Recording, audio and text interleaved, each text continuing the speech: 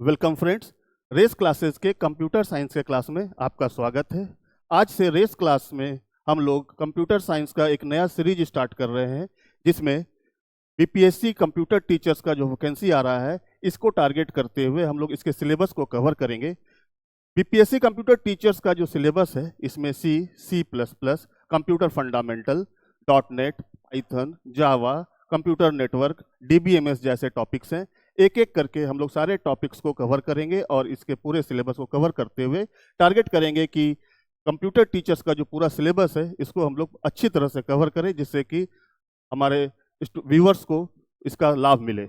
इसी श्रृंखला में आज से हम लोग कंप्यूटर साइंस के सी प्रोग्रामिंग लैंग्वेज से टॉपिक स्टार्ट कर रहे हैं। तो हमारा आज का पहला टॉपिक है जो कि सी प्रोग्रामिंग लैंग्वेज का है। तो आइए हम लोग शुरू करते हैं C programming language.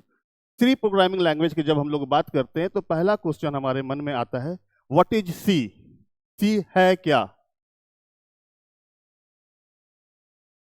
What is C? इसका आंसर है, C is a general purpose programming language. C is a general purpose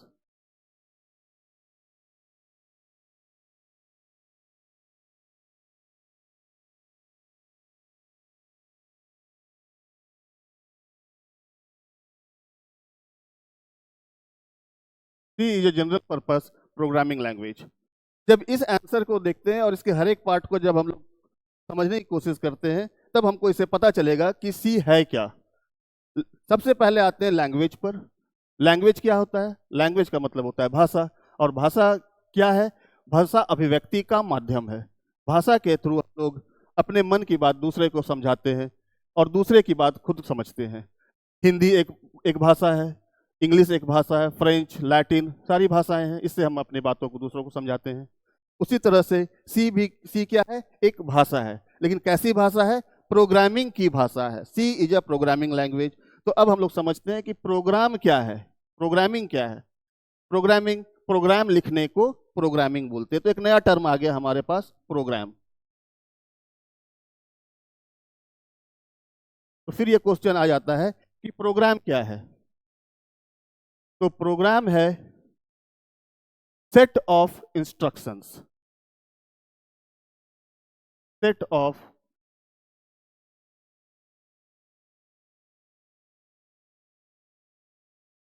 instructions. जब इंस्ट्रक्शन को, अब प्रोग्रामिंग को समझे तो नया शब्द आ गया प्रोग्राम। प्रोग्राम को समझने की कोशिश कर रहे हैं तो आ गया शब्द इंस्ट्रक्शन। अब इंस्ट्रक्शन को जब हम लोग समझते हैं तो इंस्ट्रक्शन है कलेक्शन ऑफ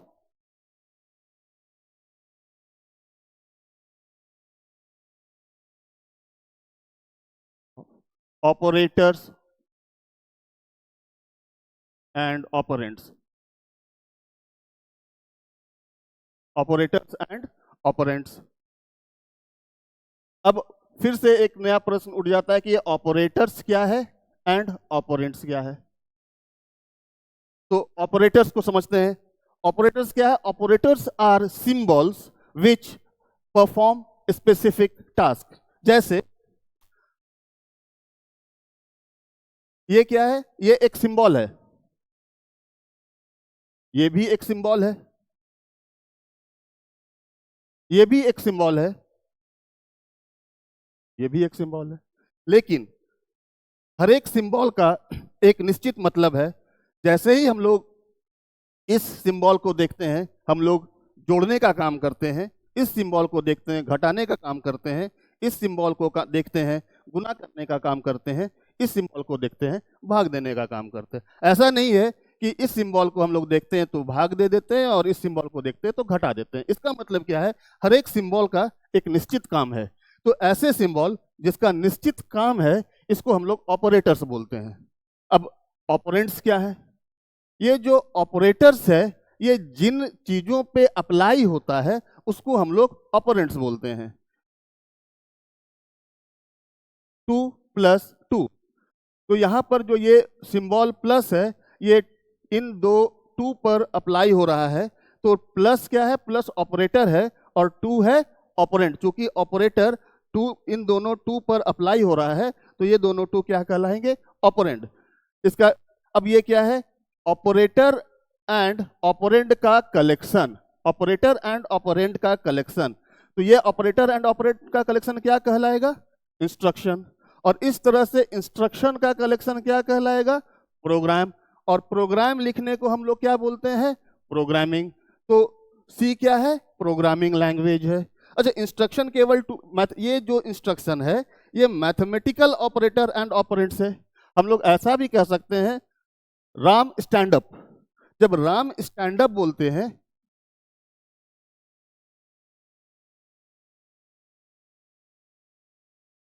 तो ये भी एक इंस्ट्रक्शन है। अगर ये भी एक इंस्ट्रक्शन है तो ये भी ऑपरेटर और ऑपरेंड का कलेक्शन होगा।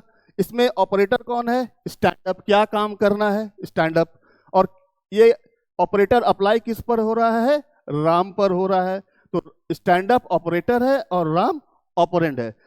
अब मुझे लगता है कि आप लोगों को समझ में आ गया होगा कि ऑपरेटर और ऑपरेंड्स क्या है। तो ऑपरेटर और ऑपरेंड्स के कलेक्शन को इंस्ट्रक्शन बोलते हैं, इंस्ट्रक्शन के कलेक्शन को प्रोग्राम बोलते हैं, और इस प्रोग्राम लिखने की कला को प्रोग्रामिंग बोलते हैं। तो सी क्या है? प्रोग्रामिंग लैंग्वेज है। प्रोग्रामिंग कैसा प्रोग्रामिंग लैंग्वेज है? जनरल प्रोग्रामिंग लैंग्वेज है। जनरल पर्पस प्रोग्रामिंग लैंग्वेज का मतलब होता है ऐसा प्रोग्रामिंग लैंग्वेज जिससे हर तरह का काम हम लोग कर सके। अब आते हैं कि क्या सी एकलौता प्रोग्रामिंग लैंग्वेज है? तो देखते हैं। तो कुछ नाम हम लोगों के दिमाग में आता है, और अभी के समय को देखते हैं तो तुरंत हमारे दिमाग में एक नाम आता है पाइथन, जावा। सी तो है ही हमारे पास, C plus plus, C sharp. कुछ और नामों को देखते हैं तो कुछ पुराने नाम याद आते हैं, जैसे basic, COBOL, Fortran,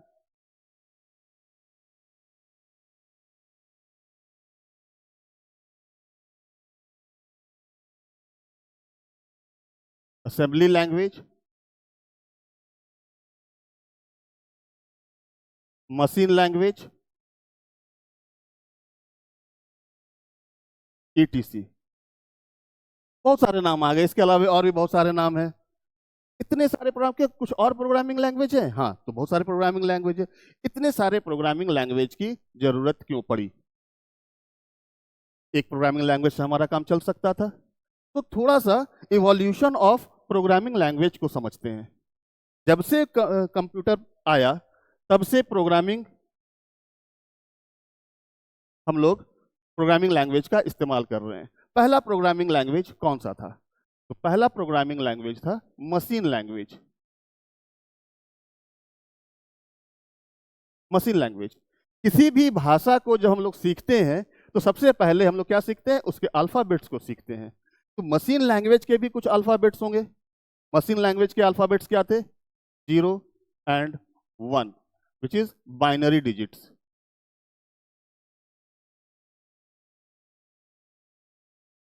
binary digits. इन्हीं से हम लोग लैंग्वेज के शब्दों का निर्माण करेंगे और इसी से हम लोग इंस्ट्रक्शंस देंगे। अब अभी हम लोगों ने जब प्रोग्रामिंग लैंग्वेज को समझा तो हम लोगों ने समझा कि प्रोग्रामिंग लैंग्वेज क्या है।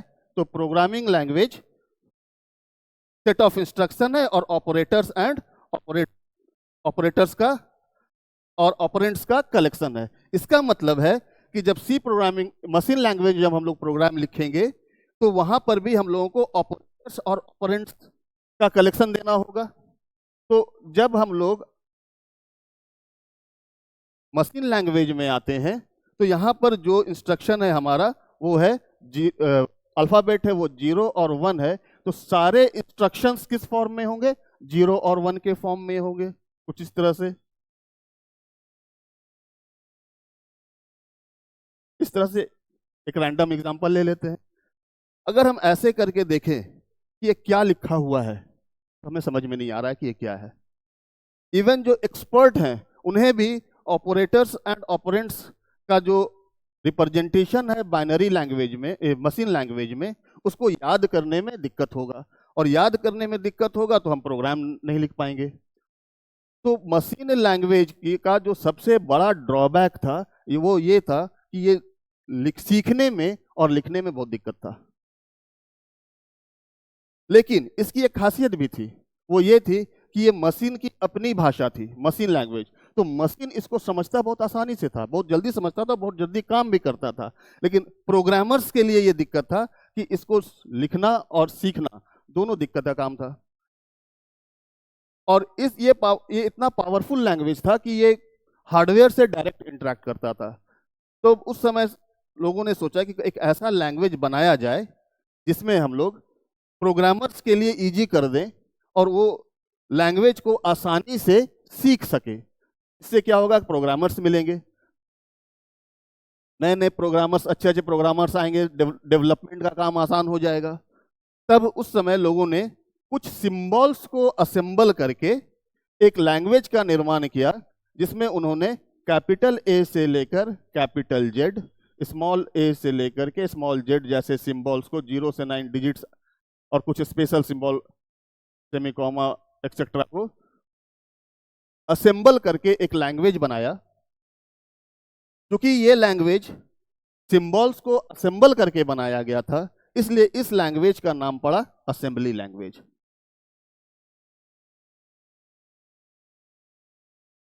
Assembly language. यहां पर जो इंस्ट्रक्शन था वो 0101 में लिखा जा रहा था।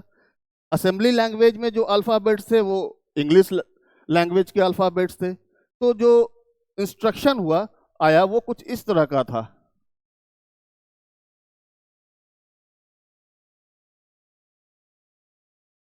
Load A,7।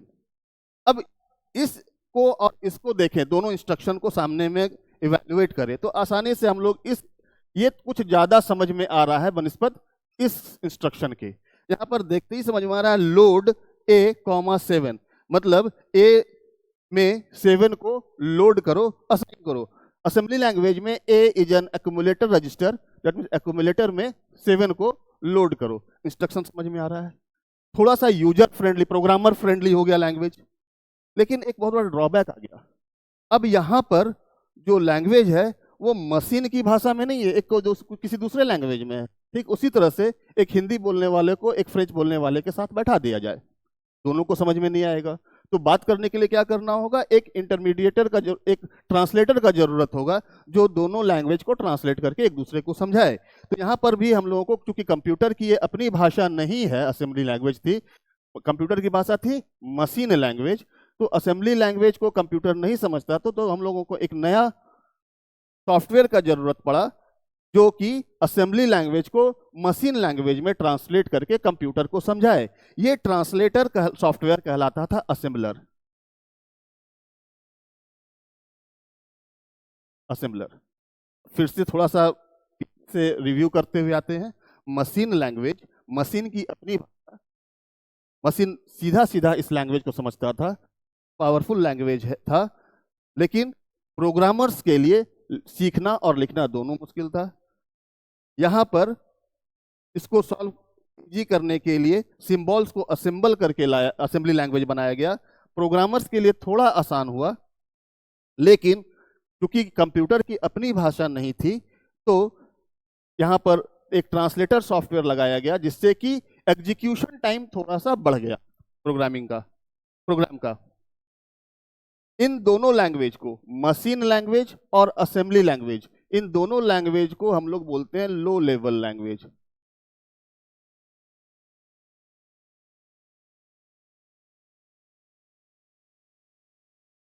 लो level language, low level language इसलिए बोलते हैं कि दोनों लैंग्वेज बहुत ही पावरफुल लैंग्वेज है, कंप्यूटर के हार्डवेयर से डायरेक्ट इंटरेक्ट करता है, लेकिन ये दोनों लैंग्वेज लिखने और सीखने दोनों के लिए थोड़ा टफ था। तो जब हम प्रोग्राम लिखना ही नहीं सीखेंगे तो सॉफ्टवेयर क्या बनाएंगे। तो उस समय प्रोग्रामिंग लैंग्वेज को सीखने के लिए आसान बनाने की दिशा में काम शुरू हुआ, और इस तरह से कई प्रोग्रामिंग लैंग्वेज नए नए बन करके आए, जिसमें कुछ इंपॉर्टेंट लैंग्वेजेस थे, बेसिक,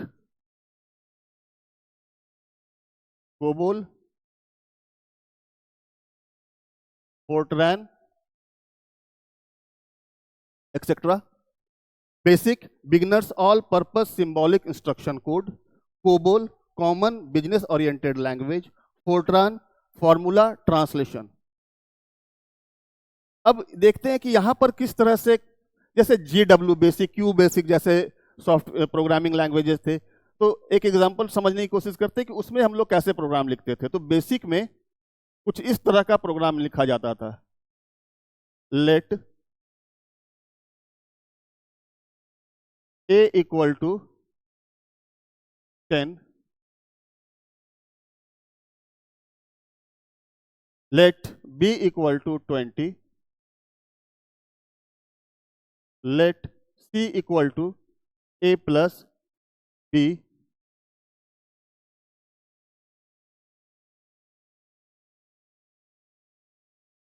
print c,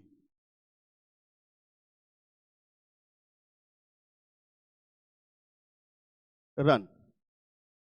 अब ये प्रोग्राम्स को समझना पिछले प्रोग्राम से दूसरे लैंग्वेजेस को समझने से ज़्यादा आसान था। लेकिन अब यहाँ पर भी एक डिमेरिट, यहाँ भी जो प्रोग्रामिंग लैंग्वेजेस हैं वो कंप्यूटर की भाषा में नहीं है। और एक साथ एक और प्रॉब्लम आया, वो ये था कि इसके अगर नाम को देखें, beginners all purpose symbolic instruction code, COBOL common business oriented language, Fortran formula translation, that means कि कोबोल बिजनेस टाइप के software, debit credit master file transaction file के लिए आसान लैंग्वेज था, कॉमर्शियल ट्रांजैक्शंस के सॉफ्टवेयर्स के लिए। Formula translation Fortran scientific calculations और साइंटिफिक प्रोग्रामिंग के लिए एक आसान लैंग्वेज था। बेसिक एप्लीकेशन सॉफ्टवेयर्स के लिए एक आसान लैंग्वेज था। तो लिखना और सीखना तो आसान हो गया, लेकिन कुछ डिमेरिट्स जो इस डिमेरिट्स नहीं बोलेंगे, कुछ ड्रॉबैक्स जो इन लैंग्वेजेस के थे वो ये थे कि ये लैंग्वेज भी मशीन की भाषा में नहीं थे, तो ट्रांसलेटर सॉफ्टवेयर की जरूरत पड़ी। दूसरा, ये टाइप्ड लैंग्वेजेस हैं, ये एक बिजनेस ओरिएंटेड लैंग्वेज, ये साइंटिफिक कैलकुलेशंस के लिए लैंग्वेज है। दैट मीन्स अलग अलग काम के लिए अलग अलग प्रोग्रामिंग लैंग्वेज सीखने की जरूरत पड़ने लगी। साथ ही साथ जो प्रोग्रामिंग लैंग्वेजेस यूज होते हैं, जो सॉफ्टवेयर यूज होते हैं, हम लोग जानते हैं कि सॉफ्टवेयर दो तरह का होता है, एक सिस्टम सॉफ्टवेयर होता है, दूसरा एप्लीकेशन सॉफ्टवेयर होता है। सिस्टम सॉफ्टवेयर जो कि कंप्यूटर के हार्डवेयर से इंटरेक्ट करके कंप्यूटर को चलाने का काम करता है, और एप्लीकेशन सॉफ्टवेयर जो किसी खास एप्लीकेशन को पूरा करता है। दोनों तरह के सॉफ्टवेयर बनाने की जरूरत थी। तो ये लैंग्वेज लिखने और सीखने में तो आसान थे, लेकिन ये इतने पावरफुल नहीं थे कि ये कंप्यूटर के हार्डवेयर से इंटरेक्ट करें। दैट मीन्स एप्लीकेशन सॉफ्टवेयर के लिए ये लैंग्वेज बहुत अच्छे थे, लेकिन सिस्टम सॉफ्टवेयर के लिए ये लैंग्वेज सपोर्टिंग नहीं थे। दैट मीन्स अब हम लोगों को दिक्कत ये हो गया कि सिस्टम सॉफ्टवेयर के लिए आप लो लेवल लैंग्वेजेस को, असेंबली लैंग्वेज और मशीन लैंग्वेजेस को यूज कीजिए, और एप्लीकेशन सॉफ्टवेयर्स के लिए इन लैंग्वेजेस को यूज कीजिए। ये जो लैंग्वेजेस हैं इनको हम लोग बोलते हैं high level language. High level language, high level language का फीचर्स क्या हो जाएगा? ऐसे लैंग्वेज जो लिखने और सीखने में आसान हो, एप्लीकेशन सॉफ्टवेयर्स अच्छे बनते हो। तो अब इस समय के बाद एक ऐसे लैंग्वेज की जरूरत पड़ी, महसूस की जा रही थी, जो एप्लीकेशन सॉफ्टवेयर्स के लिए भी उपयुक्त हो और सिस्टम सॉफ्टवेयर्स के लिए भी उपयुक्त हो। मतलब एक ऐसा लैंग्वेज जो लिखने में और सीखने में आसान हो, साथ ही साथ इतना पावरफुल हो जो कि वो कंप्यूटर के हार्डवेयर से इंटरेक्ट कर सके। इसी के क्रम में AT&T बेल लेबोरेटरीज में सारे रिसर्च वर्क, अधिकांश जो रिसर्च वर्क्स आए कंप्यूटर के वो AT&T बेल लेबोरेटरीज के हैं। तो जो रिसर्च वर्क चल रहा था तो सक्सेस मिला AT&T के बेल लेबोरेटरीज में। AT&T American telecom and telecommunication का जो बेल का लैब है, वहां पर एक साइंटिस्ट है Dennis M Ritchie. Dennis M Ritchie Dennis M Ritchie ने एक प्रोग्रामिंग लैंग्वेज इन्वेंट किया जो कि बहुत पॉपुलर हुआ, जिसका नाम पड़ा सी programming language.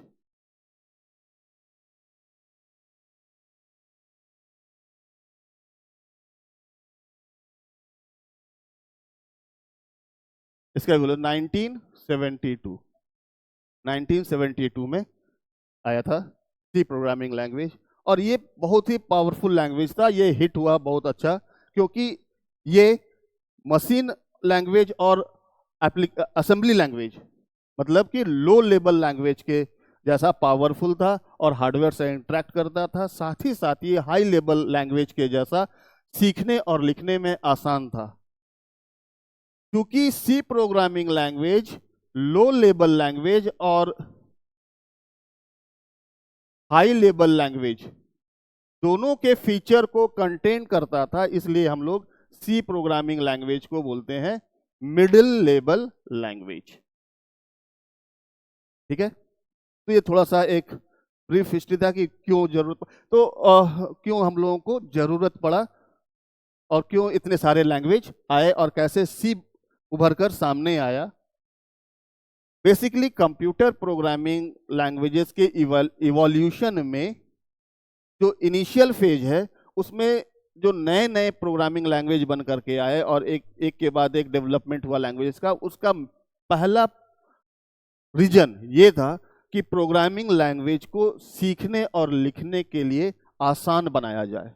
How to make programming language easy to learn and write. एक छोटा सा हिस्ट्री था कि कैसे प्रोग्रामिंग लैंग्वेज का इवोल्यूशन हुआ। अब आते हैं हम लोग सी प्रोग्रामिंग लैंग्वेज पर। तो सी प्रोग्रामिंग लैंग्वेज को जब हम लोग सीखते हैं,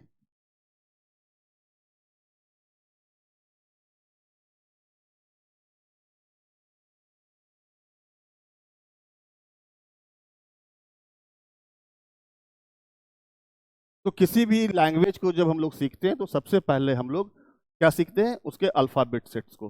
तो जब सी प्रोग्रामिंग लैंग्वेज सीखेंगे तो सबसे पहले हम लोग सीखेंगे अल्फाबेट सेट।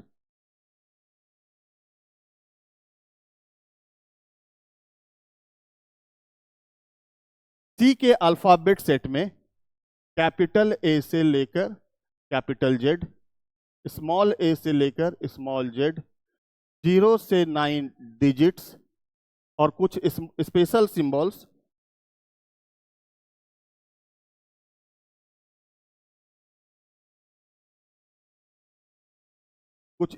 सिंबल्स, जैसे hash, semicolon, double quote, curly braces, parenthesis, etc, बहुत सारे हैं। ये अल्फाबेट सेट है।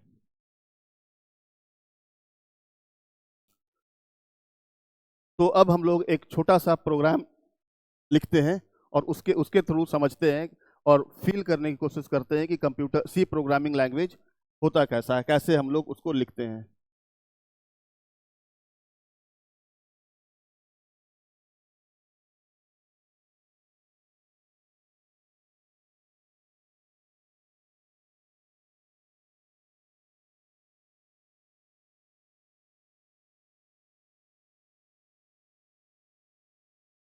हैश,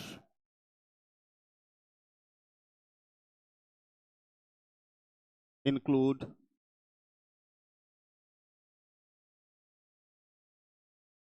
stdio.h,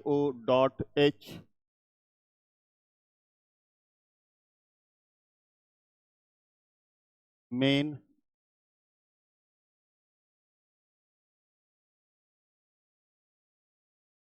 printf,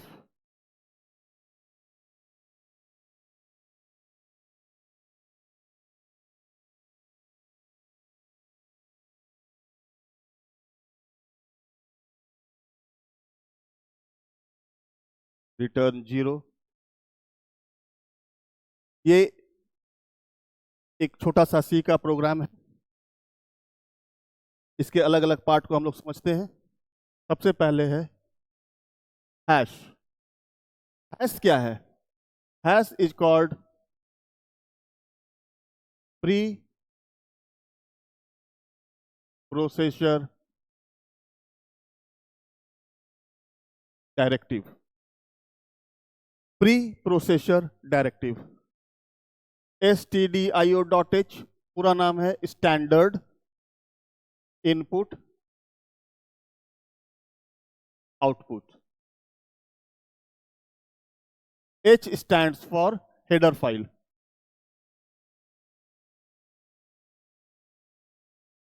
किसी भी फाइल के एक्सटेंशन से पता चलता है कि वो फाइल किस तरह का है, उसका काम क्या है। तो यहाँ चूंकि एक्सटेंशन H है, H रिप्रेजेंट करता है हेडर फाइल को। Main is a function.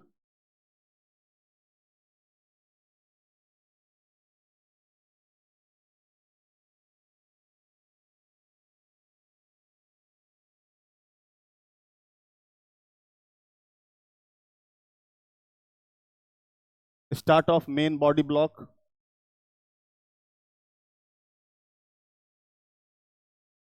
End of main block, main function block,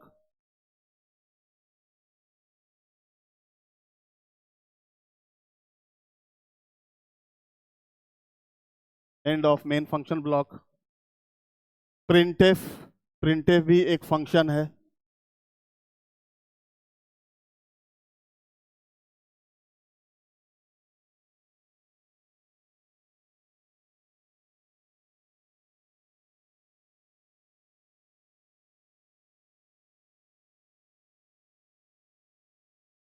सेमीकोमा,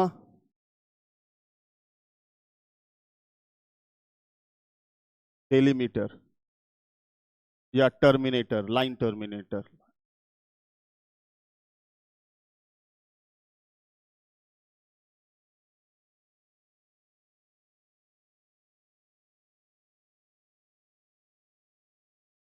ये बहुत ही इंपॉर्टेंट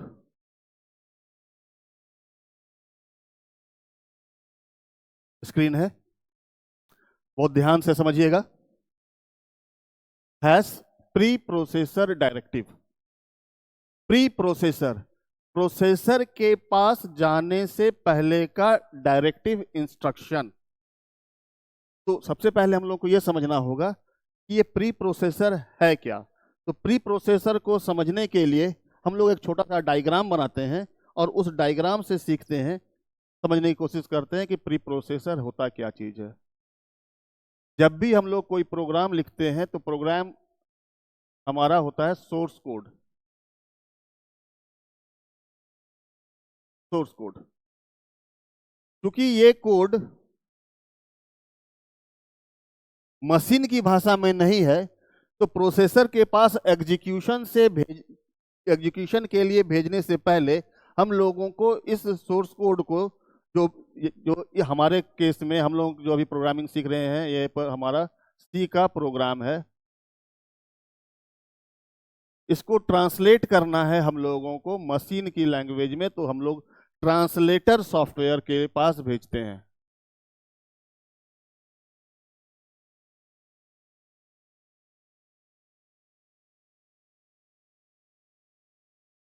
सी प्रोग्रामिंग लैंग्वेज का जो ट्रांसलेटर सॉफ्टवेयर है वो है कंपाइलर।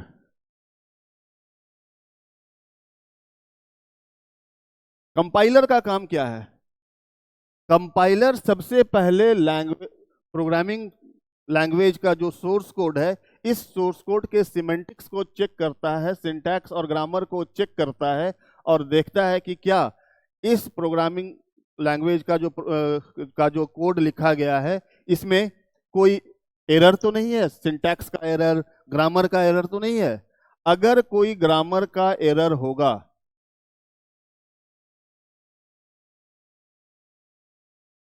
तो वो वापस एरर मैसेज दे देगा कि आपके प्रोग्राम में ये गलतियां हैं, इनको आप पहले सुधारो और फिर हमारे पास ट्रांसलेशन के लिए भेजो। अगर सोर्स कोड में कोई एरर नहीं होगा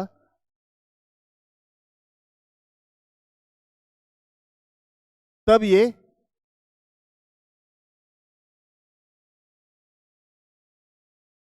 मशीन कोड में सोर्स कोड को ट्रांसलेट कर देगा। अब ये मशीन कोड प्रोसेसर के पास जाएगा और प्रोसेसर एग्जीक्यूट करा करके हम लोगों को आउटपुट देगा। सोर्स कोड हमने लिखा, सोर्स कोड को कंपाइलर को दिया, कंपाइलर ने चेक किया कि क्या कोई गलती तो नहीं है। अगर गलती है तो मैसेज दे देगा आपके प्रोग्राम में इस लाइन नंबर में ये गलतियां हैं, आप इसको सुधार लीजिए।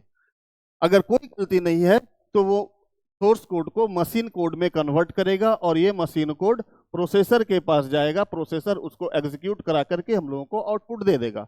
इस डायग्राम को जब हम लोग देखते हैं तो यहाँ पर प्रोसेसर यहाँ पर है, प्री प्रोसेसर, प्रोसेसर का काम है प्रोग्राम को एग्जीक्यूट करना, लेकिन हमारा क्या था instruction, pre processor directive, hash क्या था, प्री प्रोसेसर डायरेक्टिव।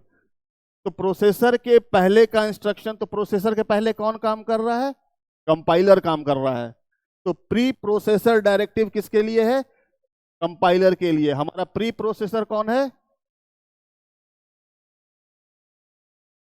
कंपाइलर है प्री प्रोसेसर, ठीक है। तो प्री प्रोसेसर डायरेक्टिव मतलब वो डायरेक्शन किसके लिए था, कंपाइलर के लिए था। पिछली स्क्रीन में हैश प्री प्रोसेसर डायरेक्टिव मतलब ये कभी भी सी प्रोग्रामिंग लैंग्वेज में हैश लगा करके अगर कोई इंस्ट्रक्शन लिखा जाता है तो वो इंस्ट्रक्शन किसके लिए होगा, वो इंस्ट्रक्शन हमेशा कंपाइलर के लिए होगा। क्या है इंस्ट्रक्शन, इंक्लूड, इंक्लूड का मतलब क्या हुआ, शामिल करो। किसको, stdio.h standard input output header file को इस प्रोग्राम के साथ शामिल करो, लिंक कर दो। पहला लाइन क्लियर हो गया। अब आते हैं मेन। अभी के लिए हम लोगों को केवल इतना याद रखना है कि मेन एक फंक्शन है और नाम ही है मेन, तो यही मुख्य फंक्शन है और सी का मेन प्रोग्राम इसी मेन फंक्शन में लिखा जाएगा। इसका डिटेल स्टडी आगे एक टॉपिक हम लोग पढ़ेंगे जिसका नाम है फंक्शन। तो फंक्शन में हम लोग डिटेल समझेंगे फंक्शन होता क्या है, कैसे काम करता है। अभी हम लोग केवल इतना समझ रहे हैं कि मेन मुख्य फंक्शन है और यही मुख्य प्रोग्राम इसी में लिखा जाएगा। याद रखने की बात यह है कि हर एक सी प्रोग्राम में केवल एक ही मेन फंक्शन होगा। अगर एक से ज्यादा मेन फंक्शन होगा तो भी एरर आ जाएगा, अगर मेन फंक्शन नहीं है तो भी एरर आ जाएगा। मेन जब भी प्रोग्राम एग्जीक्यूट होता है सी का तो वो मेन फंक्शन से ही एग्जीक्यूशन स्टार्ट होता है। Curly braces start of main function. एक से ज्यादा कोड का जब हम लोग ब्लॉक बनाते हैं तो उसको कर्ली ब्रेसेस में डालते हैं।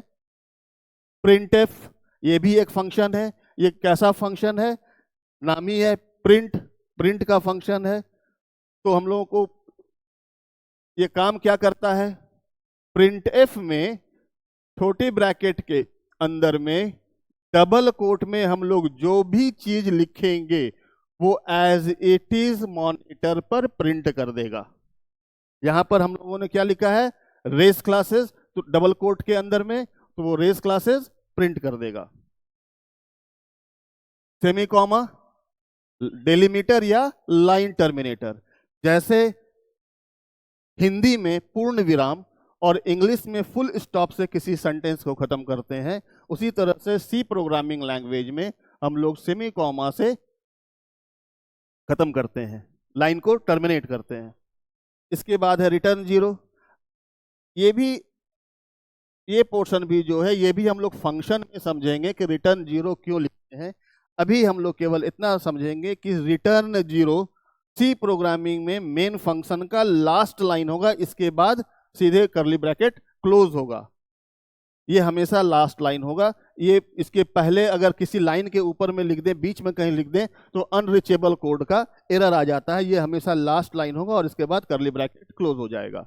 तो इस प्रोग्राम का आउटपुट क्या होगा, प्रिंटएफ में रेस क्लासेस लिखा हुआ है तो आउटपुट होगा हमारा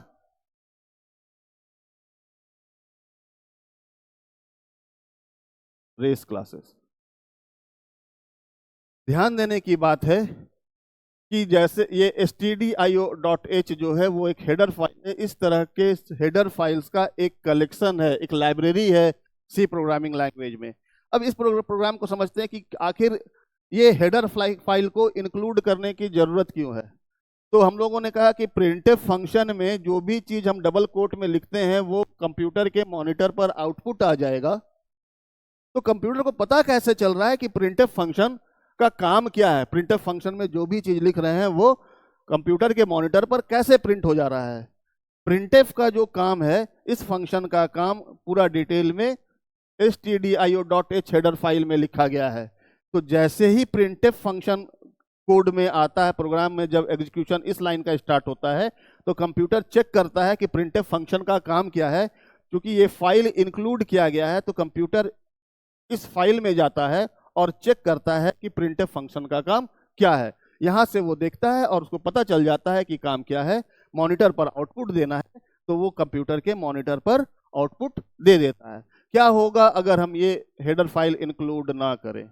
अगर इस लाइन को हम इंक्लूड नहीं करते, नहीं लिखते हैं, और तब जब प्रिंटफ फंक्शन लिखते हैं तो कंप्यूटर खोजता है कि प्रिंटफ फंक्शन का काम क्या है। क्योंकि ये काम इस फाइल में लिखा गया है और ये फाइल हम लोग इंक्लूड नहीं किए, शामिल नहीं किए हैं इस प्रोग्राम के साथ में, तो कंप्यूटर को पता नहीं चलता है कि ये प्रिंटफ का काम क्या है, और अनडिफाइंड सिंबल का एक एरर आ जाता है।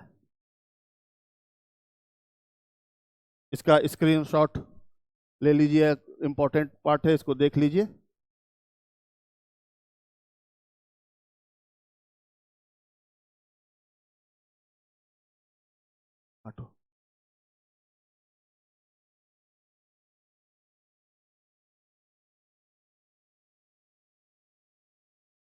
आइए तब हम लोग अब इससे आगे के पोर्शन में चलते हैं।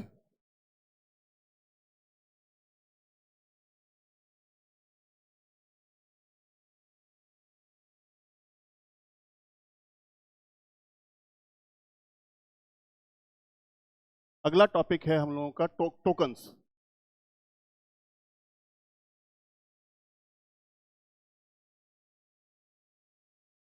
टोकन्स क्या है? Tokens are smallest unit of C programming language.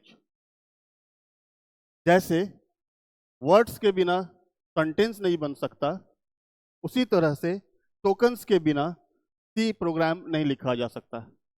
हम लोग कह सकते हैं कि C programming is a collection of tokens.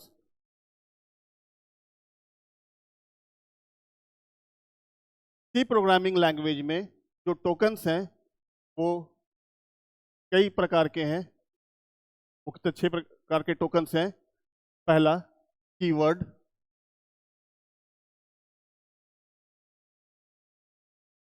दूसरा आइडेंटिफायर्स,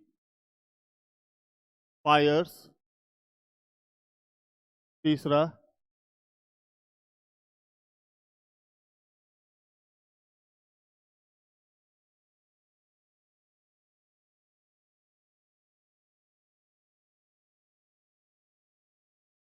लिटरल्स,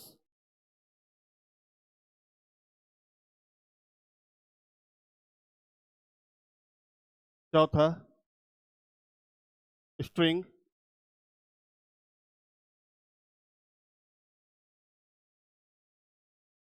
पांचवा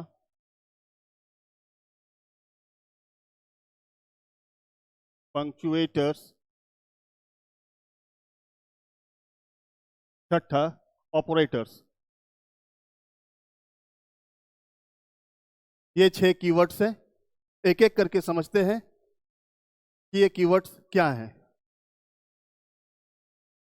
पहला keywords,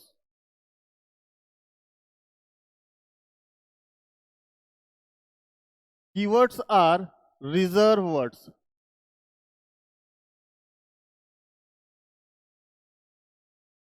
keywords are reserve words of C programming language. C programming language में कुछ ऐसे शब्द हैं जो किसी खास काम के लिए रिजर्व किए गए हैं। इन शब्दों का इस्तेमाल इनके निश्चित किए गए कामों के लिए ही कर सकते हैं, दूसरे रूप में इसका इस्तेमाल हम लोग नहीं कर सकते हैं। ऐसे शब्द जो किसी खास काम के लिए रिजर्व रखे गए हैं, इन शब्दों को हम लोग कीवर्ड्स या रिजर्व वर्ड्स बोलते हैं। सी प्रोग्रामिंग लैंग्वेज में टोटल 32 कीवर्ड्स हैं। For example,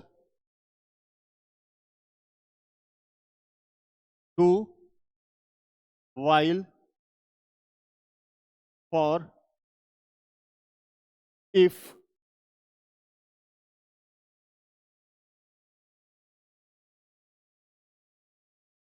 etc. do, while, for, if, main, print, if, return, main, इस तरह से 32 कीवर्ड है। स्टैटिक, रजिस्टर, टाइप डेफ, बहुत सारे कीवर्ड्स हैं। दूसरा है identifiers.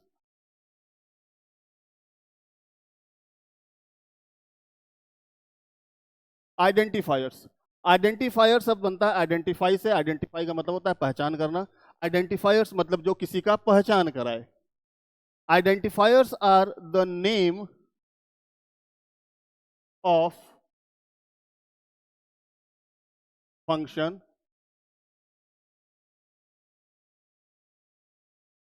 identifiers are the name of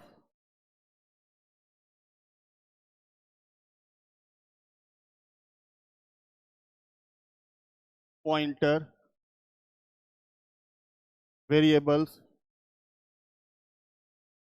string, etc.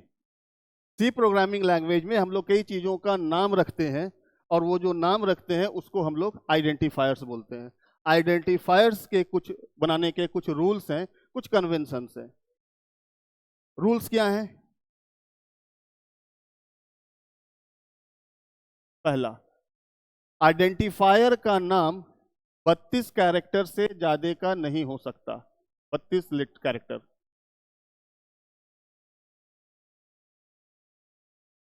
Number 2, अगर आइडेंटिफायर्स का नाम 2 या 2 से ज्यादा शब्दों का है तो उसके बीच में ब्लैंक स्पेस नहीं होगा। फॉर एग्जाम्पल, आइडेंटिफायर हमारा है फर्स्ट नेम, तो ये गलत है क्योंकि फर्स्ट और नेम के बीच में गैप है, ऐसा नहीं हो सकता।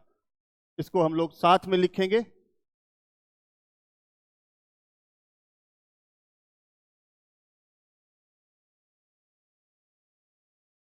तीसरा रूल है, आइडेंटिफायर के का फर्स्ट लेटर हमेशा अल्फाबेट होगा।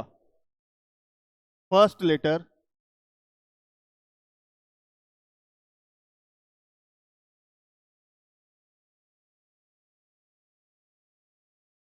हमेशा अल्फाबेट होगा। ये कुछ नियम है आइडेंटिफायर्स बनाने के, कुछ कन्वेंशंस भी हैं। रूल्स जिसको मानना है, नहीं मानेंगे तो एरर हो जाएगा। कन्वेंशंस मानना चाहिए, नहीं भी मानेंगे तो कोई दिक्कत नहीं है। कन्वेंशन क्या है? Variables identifiers name should be meaningful. अगर हम कोई आइडेंटिफायर बना रहे हैं जो कि सैलरी को डिनोट करेगा, तो उसका आइडेंटिफायर का नाम ABC न रख करके सैलरी रखें, ताकि पता चल जाए कि आइडेंटिफायर का काम क्या है। अगर किसी का नाम रखना है हम लोगों को तो नेम रखेंगे।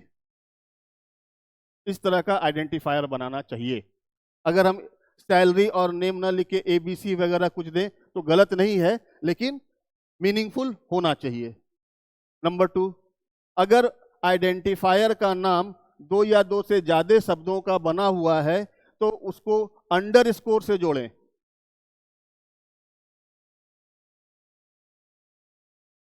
इस तरह से, या फिर दूसरे शब्द का पहला अक्षर कैपिटल कर दें। ये अगर हम ऐसे भी लिखते हैं तो भी कोई गड़बड़ नहीं है, लेकिन ऐसा लिखना चाहिए। ये कन्वेंशन है। तो कीवर्ड हो गया, आइडेंटिफायर हो गया। तीसरा है लिटरल। लिटरल्स को हम लोग कॉन्स्टेंट्स भी बोलते हैं।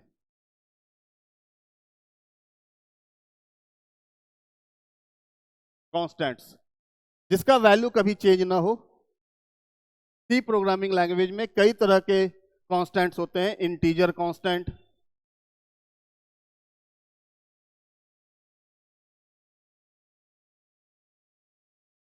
Character constants,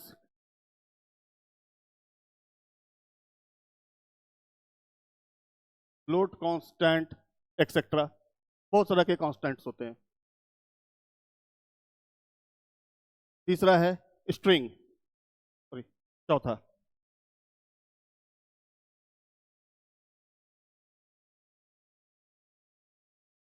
strings. Strings are collection of characters.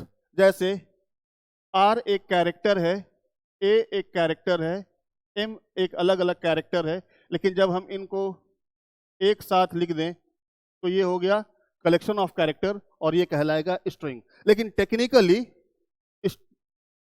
जब हम लोग स्ट्रिंग बोलते हैं तो इसका मतलब होता है strings are character arrays which are terminated by null character.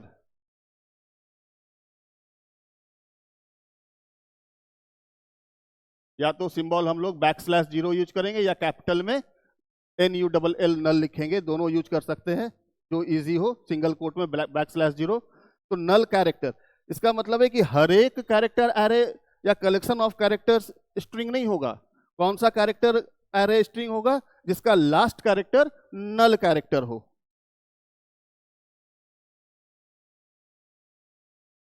Fifth है पंक्चुएटर्स, मतलब स्पेशल कैरेक्टर्स।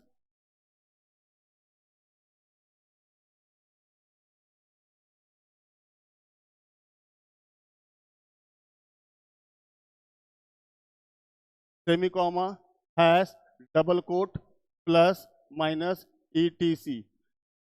सी प्रोग्रामिंग लैंग्वेज में जो स्पेशल सिंबल्स होते हैं जिसका स्पेसिफिक मीनिंग कंपाइलर के लिए होता है, ऐसे स्पेशल कैरेक्टर्स को हम लोग पंक्चुएटर्स बोलते हैं।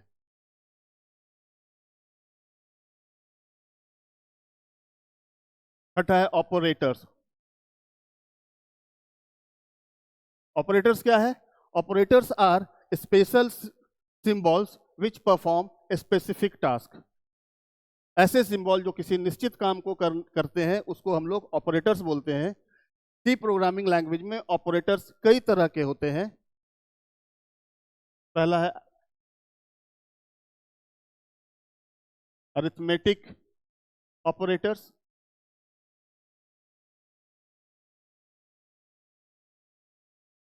दूसरा है रिलेशनल ऑपरेटर,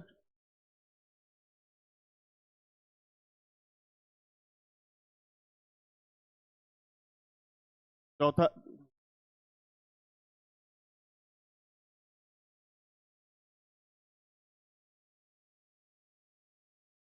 तीसरा है assignment operator,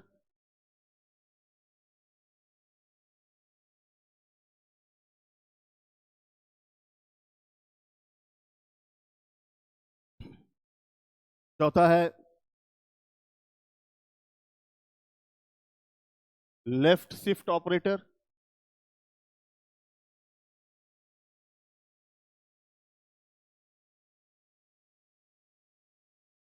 right shift operator, bitwise operator,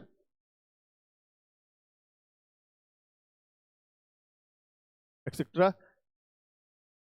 आगे चल के हम लोग सारे ऑपरेटर्स को के बारे में सीखेंगे। अभी हम लोग फर्स्ट तीन जो इंपॉर्टेंट ऑपरेटर्स है जिसका हमेशा काम आएगा हम लोगों को, अर्थमेटिक ऑपरेटर, रिलेशनल ऑपरेटर और असाइनमेंट ऑपरेटर, इन तीन ऑपरेटर्स को अभी हम लोग कंप्लीट करेंगे।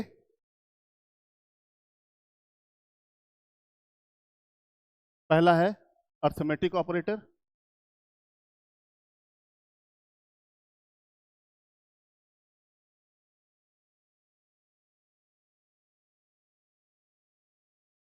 सी प्रोग्रामिंग लैंग्वेज में 5 अर्थमेटिक ऑपरेटर्स हैं। पहला है एडिशन, दूसरा सब्सट्रैक्शन, तीसरा मल्टीप्लिकेशन,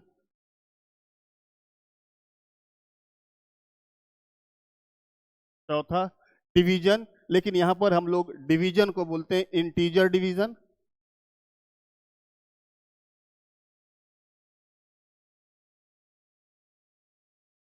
और पांचवा मॉड्यूलस डिवीजन।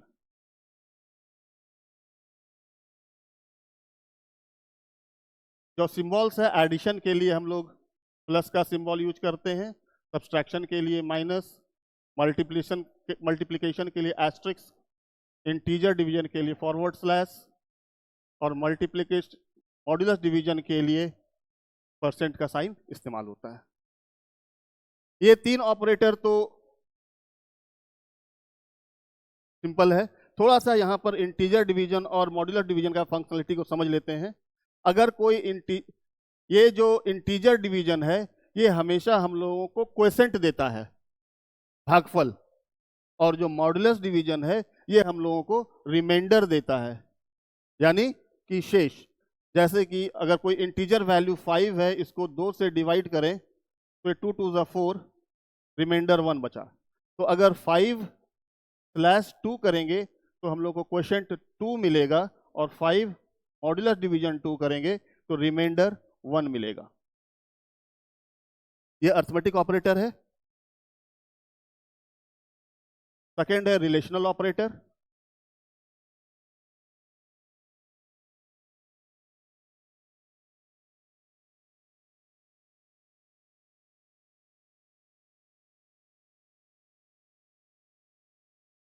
रिलेशनल ऑपरेटर जो है वो है पहला ग्रेटर देन, दूसरा greater than equal to,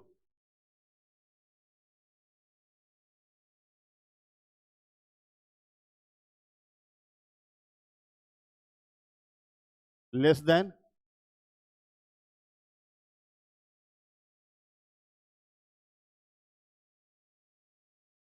less than equal to,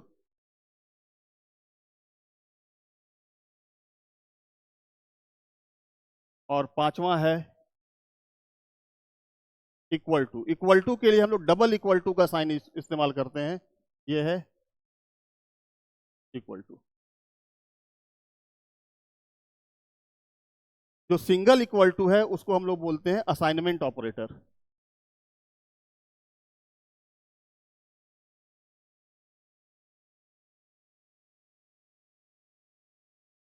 equal to, इसका मतलब है अगर a इक्वल टू 5 और a डबल इक्वल टू 5 लिखे हैं, इसका मतलब इन दोनों का मीनिंग अलग है। a इक्वल टू 5 इसका मतलब होता है कि 5 को a में असाइन कीजिए। क्यों? क्योंकि ये असाइनमेंट ऑपरेटर है। और a डबल इक्वल टू 5 का मतलब है कि a का वैल्यू 5 के बराबर है। ये तीन इंपॉर्टेंट ऑपरेटर्स हैं। रेस्ट जो ऑपरेटर्स है जैसे कि left shift operator, right shift operator, bit wise operator, इसको हम लोग आगे के क्लासेस में देखेंगे।